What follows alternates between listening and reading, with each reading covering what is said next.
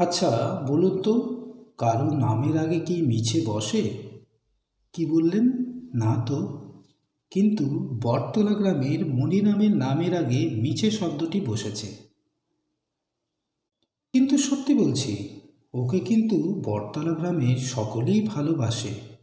মিথ্যে কথা বলা সত্ত্বেও সকলে এত ভালোবাসে। কি জাদু আছে মণিরামের মধ্যে! আর আর মণিরামের গুপ্তধনের ব্যাপারটা কি বলুন তো? এই যা, আমিই তো বলে দিচ্ছি। নিজে শোনার মজাই আলাদা, তাই না? তাহলে নিজে তো শুনবেন, অন্যকেও শুনতে সাহায্য করুন। ওই কথায় বলে না, sharing is the best caring.